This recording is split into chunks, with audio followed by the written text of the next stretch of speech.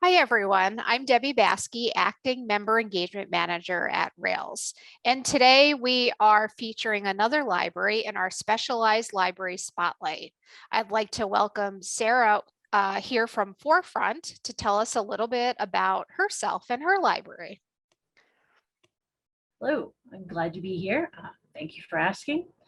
I myself grew up in Kentucky, so recent transplant, recent-ish to this area.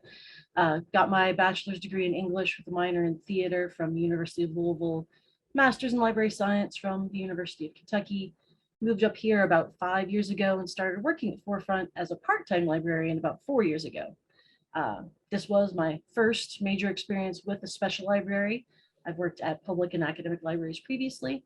And as for Forefront in our library, it is a pretty unique sort of organization.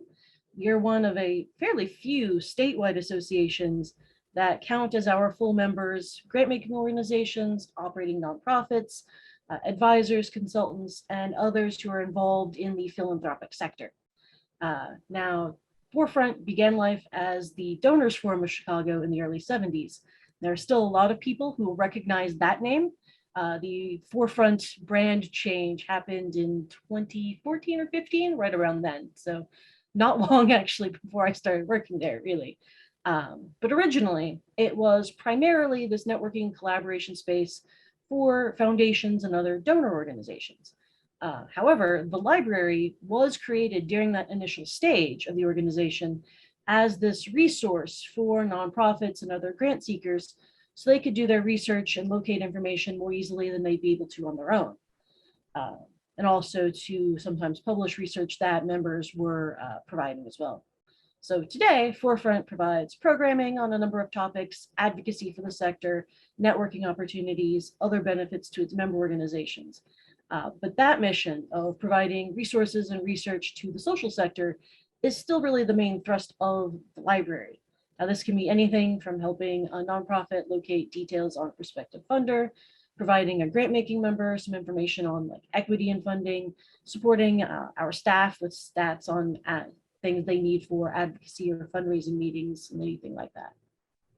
And are those services available to just members or, other community members as well? So that both depends a little bit and has changed more recently as well. So for the most part, our main users are people associated with member organizations. Sure. Main benefit of membership for a lot of folks is what we call remote research assistants. So they can email questions to the library where we perform searches and things, and then send them back information, which can be stuff like profiles on foundations, articles from journals like the Chronicle of Philanthropy, examples of job descriptions, and other things. Now, prior to the pandemic, we did have open office hours for members of the public who weren't affiliated with a member organization, but had a connection or interest in the nonprofit sector so they could come in and do their own research. However, with shutdowns and concerns over health and safety, we're all still working remotely. So those services are very heavily curtailed at this time. Sure. Hopefully, we'll be able to find a way to ensure the health and safety of staff and potential visitors to the degree that we're going to be able to offer public appointments again in the future. Currently, if people do reach out to me, I try my best to point non-members toward free resources they can access or other libraries that have nonprofit collections or other resources. Candid, who are the publishers of a major database called the Foundation Directory, are also the organizers behind this nationwide group that is called the Funding Information Network. Forefront is part of that. There are 11, I believe, other libraries in the state of Illinois who are also part of that network. So I could sometimes refer people to that as well if they need to visit something in person.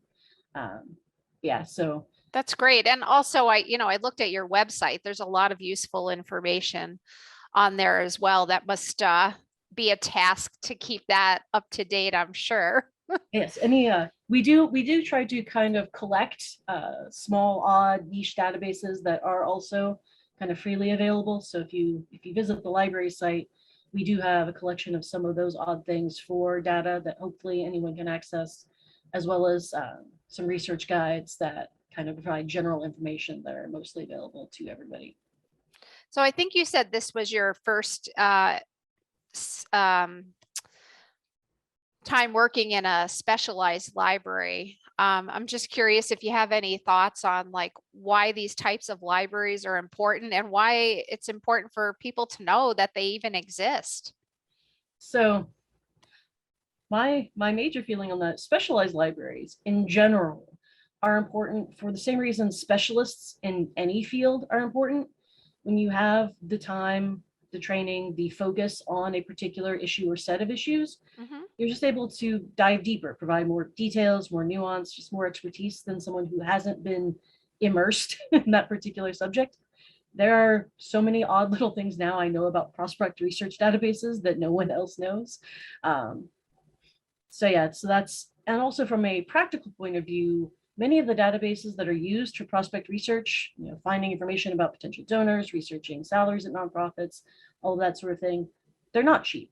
And No. since they're useful for a smaller number of people, they don't make sense for general institutions who are trying to support a broad audience to really keep up a lot of the time. Sure. And frankly, they're prohibitive for individuals or even small organizations more frequently. Right. And of course, a lot of times, if you haven't used, a research database that has Boolean operators and like, they're not particularly intuitive a lot of the time either. So being able to True. just kind of provide that research help is frequently good for that. So like an annual membership fee, especially for a smaller nonprofit, is often just a far more practical and smaller way to allocate funds Hmm. than trying to collect all of this from everywhere on your own. Wow. So in the few years that you've been there, I mean, any like really interesting resources or projects that you've undertaken? Just kind of something fun to share. So there are kind of two things I want to talk about there. So we're, like I said, a statewide association, which can be hard to manage when your offices are mainly in Chicago. Yeah. So one of the things I'm kind of proudest about has been our commitment to e-resources and providing services virtually, to try to enable that organizations can take advantage of the same tools, the same benefits, no matter where they are. A nonprofit member who's in Carbondale can email for research assistance the same way who's anyone who's in like the building next door. Hmm. We expanded our ebook database a little while ago for that reason as well. I mean, books on shelves in Chicago are great when I needed to copy a few paragraphs for somebody, but they're not particularly accessible to someone who's in, say, Monmouth. That's also been kind of a silver lining for the pandemic. Forefront really committed to providing workshops and trainings in a virtual format. We also instituted a pay what you can model for the ones that aren't freely available to try to be more equitable and who can attend. I mean, there's still kind of obstacles to address there. Digital divide, very real. Hmm. Internet access in rural impoverished areas can be low enough quality to not support video learning basically at all. Hmm. But being available virtually, adopting that pay what you can system, I think is a big step in making things accessible to more people. Uh, the other thing, so Forefront in particular, like I said, one of a very few statewide associations trying to bring everybody in the philanthropic sector together.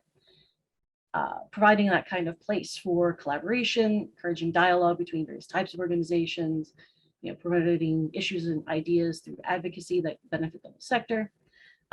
And that can take several kinds of formats. For example, our virtual summit this year focused on solidarity and equity, had Heather McGee as our keynote speaker. She was the author of a book called The Sum of Us, What Racism Costs Everyone and How We Can Prosper.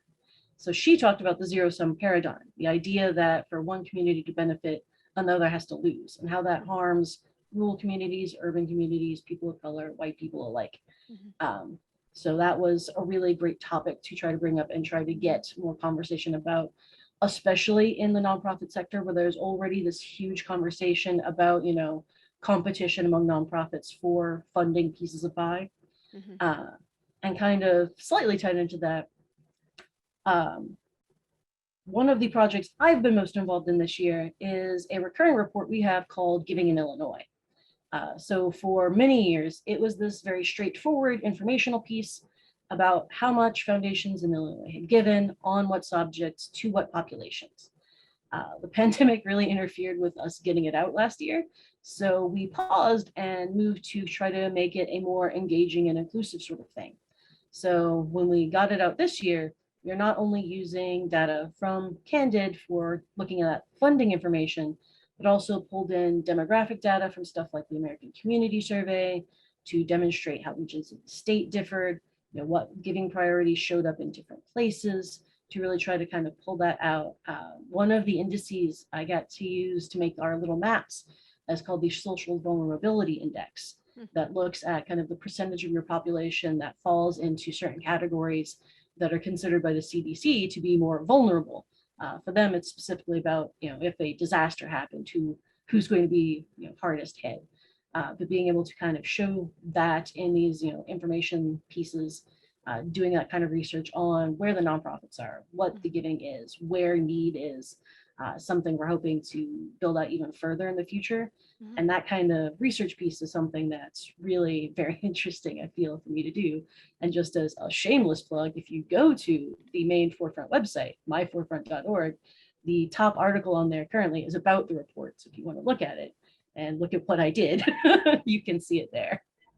It's interesting work, but it must feel good to be, contributing to such important work as well. So that's good.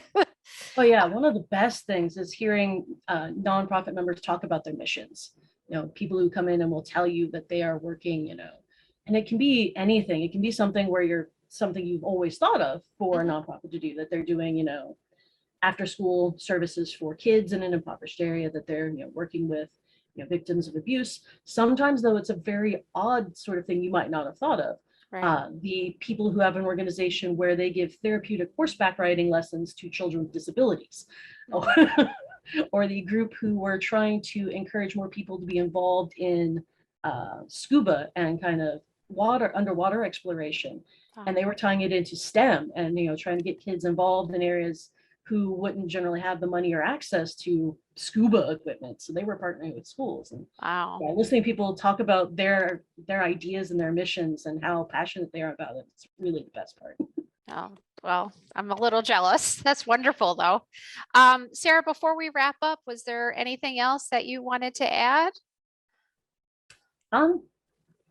Well, if you have any kind of questions, if you're, anybody out there who might be watching this wants to know more, feel free to, email me at the library at myforefront.org, and I'm happy to talk about the organization and anything we do.